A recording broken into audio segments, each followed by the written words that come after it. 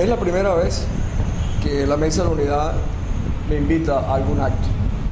Yo creo que es parte de las características del llano, que la amplitud del llano hace a la gente seguramente más inclusiva, más amplia. Es la primera vez que lo hago, así que agradezco mucho esta oportunidad.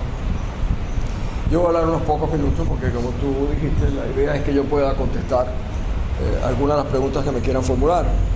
Pero yo quiero decir algo que yo vengo repitiendo a lo largo de mis visitas en el país. Algunos piensan que eso es como comer flores, cuando uno habla de la unidad de los pueblos o la división de los pueblos o la violencia entre la gente. Cuando uno ha visto que pueblos buenos pueden convertirse en violentos y ver de cerca la violencia, es cuando uno se da cuenta que el género humano puede ser capaz de cualquier cosa que le pongan cuando los odios se desbordan. Y habiendo visto eso, yo he sentido la obligación de decirle a mis compatriotas: los venezolanos somos posiblemente distintos en algunas cosas, pero somos seres humanos. Y cuando hay una acumulación de odios que hacen de nuestra sociedad por primera vez una sociedad enfrentada con odios de ambas partes, porque no podemos olvidarnos que el odio está ahora en ambas partes, y eso se lo debemos al promotor del odio, que es el jefe del Estado. Pero hay una parte que está desarmada y una parte que está armada y goza de impunidad. El día que los venezolanos nos percatemos de lo que somos capaces de hacer unidos, nos vamos a maravillar de las cosas que podemos hacer. Porque para mí, la unidad no se decreta. Aquí no pueden decretar que los que estamos acá estamos unidos. O nos galvanizamos en torno a un sentimiento que es nacional, que solamente puede surgir para mí de una visión de país, de una confianza y de una credibilidad en los mensajeros. Si eso no existe, no puede haber unidad real. Y lo que Venezuela requiere es que la gente realmente se sume de esa manera. Y eso no es fácil, porque eso requiere amplitud, tolerancia. Y como veo aquí atrás de mí todas las banderas de los partidos, yo les quiero hacer una reflexión también a ellos. Hay demasiada confrontación entre los partidos políticos venezolanos, entre ellos mismos, a veces más de la que tiene con el propio régimen, que justamente está, sí, unido contra el resto de las organizaciones políticas en el país. Que unirse no es sentarse alrededor de una mesa, unirse es otra cosa mucho más superior. Y en este momento no se trata de la sobrevivencia de ninguna de las banderas que está detrás de mí, solamente a la bandera del país. Y eso va a requerir sacrificios en todos los dirigentes. Pero Venezuela tiene una larga historia de los esfuerzos que han hecho sus activistas políticos por muchos años, gracias a lo cual todavía tenemos un país, gracias a lo cual todavía tenemos algunos espacios de libertad. Yo me pongo a pensar, imagínense cómo sería Venezuela si el presidente Pérez no hubiese hecho la descentralización. No habría un solo alcalde de la oposición, no habría un solo gobernador. Es un legado justamente de la democracia venezolana que ahora debemos recuperar. Esta tarde yo voy a hablar sobre el tema de la confrontación a la reunificación.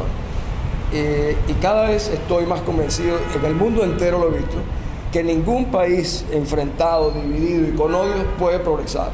Jamás, eso no es posible. Si nosotros no nos sumamos como venezolanos, jamás tendremos un país estable, confiable y con prosperidad. Y sin embargo, noto que hay un ambiente en el cual comenzamos a desorientarnos todos en una confrontación colectiva. Para mí, aquí no puede haber propuestas de la oposición, aquí tienen que haber propuestas venezolanas para los venezolanos. Yo no reconozco ningún calificativo para mis compatriotas que no sea el de venezolano, y creo que eso debiera bastar. Recorrer el país para mí ha resultado un ejercicio de una manera egoísta muy enriquecedor, porque tomo como excusa que voy a hablar y en el fondo lo que quiero es escuchar.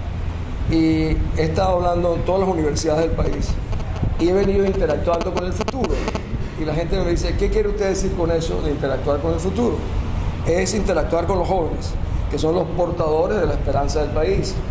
Y me he dado cuenta en las universidades que los jóvenes venezolanos no van a dejar que les roben sus sueños. Y el día que las organizaciones cívicas, políticas, los inspiren y los empoderen, esa es la fuerza más generosa, más incontenible que el país pueda tener.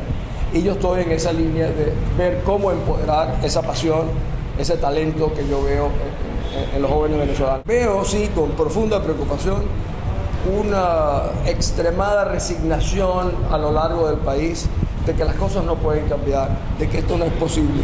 Y yo les quiero decir a ustedes que yo lo he visto en situaciones más complejas, más duras, de que esto sí es posible cambiarlo. Pero para eso, es algo que yo les quería destacar, para eso hay que hablar con mucha franqueza. A los venezolanos, nuestros compatriotas, no le podemos decir que esto es un torneo de flores y que aquí nosotros en el año 2012 vamos a superar esto. No, eso no es así, en mi visión. Nosotros no estamos enfrentados a una elección. Nosotros hemos enfrentado una épica, una especie de odisea, porque realmente no estamos enfrentados a un régimen. Estamos enfrentados a 60.000 cubanos. Estamos enfrentados a unos 125.000 milicianos. Estamos enfrentados a las mafias de la droga que viven y cohabitan con nosotros bajo la indiferencia estatal. Aquí hacen vida la FARC, la ETA, el Hezbollah y algunas de las organizaciones internacionales más peligrosas.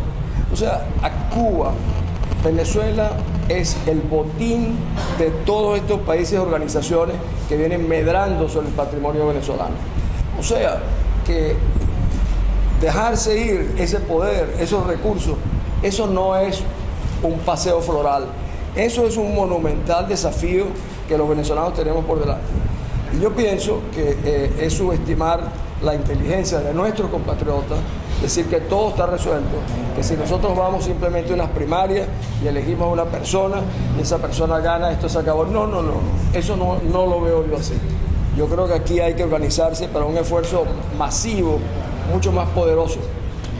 Hoy en día, Venezuela está asociada a las peores causas de la humanidad, a los peores grupos de la humanidad, mafias, organizaciones delincuenciales, terroristas. ¿Y eso qué significa? Eso no significa que es simplemente un daño que se hace al jefe del Estado.